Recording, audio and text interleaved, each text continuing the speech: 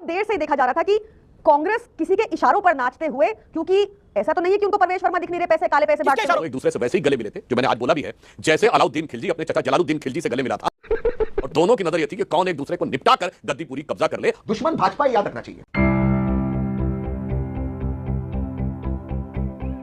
हरियाणा में आम आदमी पार्टी भाजपा से पैसे लेकर चुनाव लड़ी थी, क्योंकि आम आदमी पार्टी ने पूरे हरियाणा के चुनाव में हुड्डा जी को टारगेट किया, भाजपा को टारगेट नहीं किया। क्या गोवा में उन्होंने भाजपा से पैसे लिया था? इसलिए मैं कह रहा हूं, देखिए कांग्रेस और आम आदमी पार्टी के कुछ वोट्स एक वोट है, समझ रहे हो आप?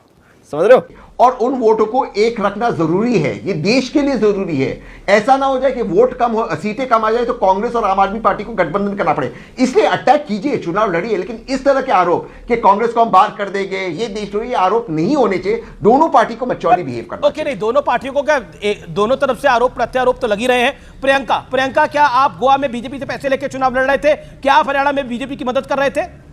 संदीप दीक्षित भी यही बात बोल रहे हैं जो तहसीन पूनावाला बोल रहे हैं, और अरविंद केजरीवाल फर्जीवाल है। क्या बोला तूने? अमीश जी, मैं आपको simply with all humility, Delhi में अगर ग्राउंड पे भी कोई देख के आएगा तो with all humility I submit कि चुनाव आम आदमी पार्टी और भाजपा के बीच में है। बार बार कांग्रेस अपने ऊट पटांग बयानों के लिए, अपने ऊट पटांग बयान अरविंद केजरीवाल जी के लिए लगातार अपशब्द यूज कर रही थी। मी एज अ कार्यकर्ता, हमारी पार्टी के सारे कार्यकर्ता, दिल्ली के लोग, हम ये पसंद नहीं करेंगे। जिस व्यक्ति ने देश के लिए स्कूल बनाए, दिल्ली के लिए, दिल्ली वालों के लिए इतने बेहतरीन स्कूल बनाए और एक दिल्ली मॉडल प्रेजेंट किया, वो इनको एंटी नेशनल लगते हैं। और उसमें अपोलोजाइज करने में इनकी क्या ईगो प्रॉब्लम आ रही है, या उस पे एक्शन लेने में क्या प्रॉब्लम आ रही है? अगर कांग्रेस इतनी सच्ची है तो उनको कल क्या परवेश वर्मा जी के वीडियो नहीं देखे उन्होंने, जो मीडिया हाउसेस ने दिखाए कि कैसे वो पैसे बांट रहे हैं, काला धन बांट रहे हैं? उनके अगेंस्ट तो आवाज नहीं निकल रही, ना उनके अगेंस्ट एफआईआर हो रही है। तो जो समझ आ रहा है ना, वो नेकेड है, किसी को भी समझ आएगा क्या चल रहा है। अच्छा, बार बार ये बदले बोल, एकदम से बीजेपी से वो लड़ ही नहीं रहे।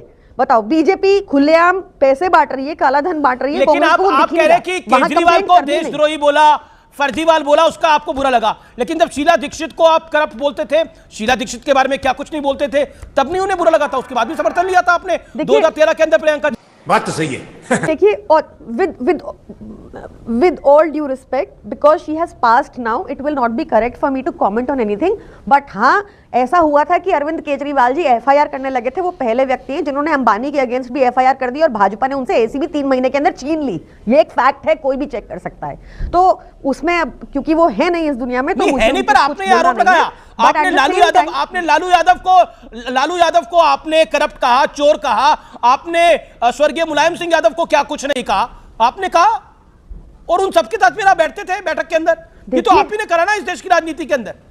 शरद पवार को आपने क्या कुछ नहीं बोला? मैं आपको ये बता देती हूँ, आज आम आदमी पार्टी अपना रोना, आज अपना आम आदमी पार्टी अपना रोना लेकर शरद पवार के पास ही तो जा रही है कि हमें कांग्रेस से बचाओ। अरे बाप रे, ये तो धोती खोल रहा है। अब मैं जवाब दे लूं, आप बीच में मत टोकिएगा। मैं बिल्कुल नहीं टोक रहा आपको मैडम, मैं जवाब दूं, आप टोकिएगा मत, फिर फ्लो टूट जाता है। देखिए क्या हुआ कि कांग्रेस, आपको ध्यान होगा दिल्ली मेयर इलेक्शन हुए, उसमें कांग्रेस वॉकआउट कर गई। दिल्ली में लोकसभा चुनाव थे, तो लोकसभा चुनाव में कांग्रेस के किसी नेता ने आम आदमी पार्टी के प्रत्याशियों के लिए प्रचार नहीं किया, पर अरविंद केजरीवाल जी ने सारे प्रत्याशियों के लिए प्रचार किया, चाहे आम आदमी पार्टी का हो चाहे कांग्रेस का हो। अरविंद केजरीवाल जी चंडीगढ़ भी गए प्रचार करने कांग्रेस के प्रत्याशियों के लिए, और उसमें मतलब कोई प्रॉब्लम नहीं है। बट एक बहुत देर से देखा जा रहा था कि कांग्रेस किसी के इशारों पर नाचते हुए, क्योंकि ऐसा तो नहीं है कि उनको परवेश वर्मा दिख नहीं रहे पैसे काले पैसे बांटते हुए, उनके ऊपर चू नहीं निकल रही। ओके, ठीक है, जवाब ले लेते हैं। ओके, मतलब परवेश वर्मा जी की वीडियो जब सुधांशु, आज मुझे लगता है कि कांग्रेस और आम आदमी पार्टी के बीच में ये लड़ाई बहुत बड़ी है, लेकिन किसके इशारों पर? आपके इशारों पे कांग्रेस नाच रही है क्या? ये सवाल आपसे मैं पूछ रहा हूं, क्योंकि यही बात संजय सिंह कह रहे हैं, यही बात दिल्ली सूबे की मुख्यमंत्री आतिशी कह रही हैं, और क्या कहना चाहते हैं? आपके इशारों पे कांग्रेस नाच रही है? नहीं। देखिए, कांग्रेस के कैंडिडेट को लड़ाने के लिए बीजेपी का ऑफिस तय कर रहा है कि कांग्रेस का कैंडिडेट कौन होगा। वैसे तो ये इन दोनों के बीच की आपसी बात है, परंतु जो आज बयान आम आदमी पार्टी ने दिया है उसके 2-3 निष्कर्ष बहुत साफ है। पहला निष्कर्ष, यानी आम आदमी पार्टी को अब बिल्कुल साफ दिखने लगा है कि उसकी हार तय है। तो वो हार के कारणों की जो भूमिका बनाने में लगे हैं, उसमें भाजपा के साथ साथ कांग्रेस में भी हार के कारण ढूंढ रहे हैं। यदि इन्हें रत्ती भर भी विश्वास होता कि ये जीत रहे हैं, तो ये हमारी तरह बोलते, जैसे लोकसभा हमने कहा था, अरे भाई सीधे मिल जाओ ना, कांग्रेस और आम आदमी पार्टी मिल जाओ तो भी जीत देंगे। और आप लोग मिले और उसके बाद हमने 7 सीटें निकाली। पर आज ये कहना साफ दर्शाता है कि आम आदमी पार्टी को लग रहा है कि वो बड़े कमजोर विकेट पे आ गए। दूसरा निष्कर्ष इससे बहुत साफ हो जाता है कि इनके बीच की जो मोहब्बत की दुकान थी, उसमें एक दूसरे के प्रति कितने नफरत भरे अरमान थे। ये कैसे एक दूसरे के साथ लगे हुए थे, मिले हुए थे। 6 महीना पहले दिल्ली की जनता ने देखा, तो मैं कहना चाहता हूं ये दोनों एक दूसरे से वैसे ही गले मिले थे, जो मैंने आज बोला भी है, जैसे अलाउद्दीन खिलजी अपने चचा जलालुद्दीन खिलजी से गले मिला था। और दोनों की नजर यह थी कि कौन एक दूसरे को निपटा कर गद्दी पूरी कब्जा कर ले। अब इनके ये अरमान उभर कर सामने आ गए।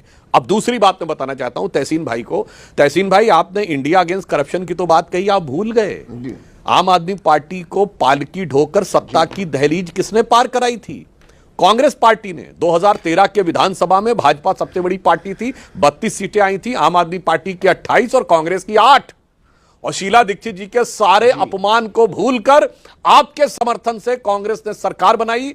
और वही केजरीवाल जी जो कहते थे मेरे पास बक्सा भर सबूत हैं, जब हमारे तत्कालीन नेता डॉक्टर हर्षवर्धन ने कहा कि अब शीला दीक्षित जी पे क्या कार्रवाई होगी, तो केजरीवाल जी का बाकायदा टीवी पे दिया बयान है, सबूत तो लाइए, सोचिए। और मैं ये भी बात बताना चाहता हूं प्रियंका जी को कि आरोपों को लेकर आपने कहा आप दुनिया में नहीं है, तो एक और महत्वपूर्ण व्यक्ति हैं हमारे सम्मानित नेता अरुण जेटली जी दुनिया में नहीं है। आरोप लगाया था केजरीवाल जी ने और माफी मांगी थी कोर्ट।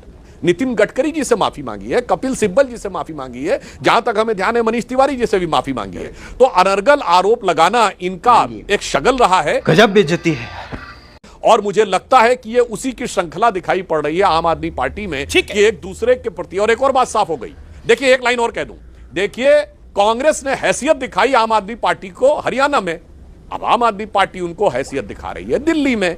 तो बहुत साफ है कि ये एक दूसरे के खिलाफ जो कर रहे थे। और एक पॉइंट और कह दूं, बस एक लाइन, तहसीन भाई ने बोला कि ये वोट ऐसा है दोनों का जो कॉमन है, यही वर्ड बोला ना, वो बंटना नहीं चाहिए।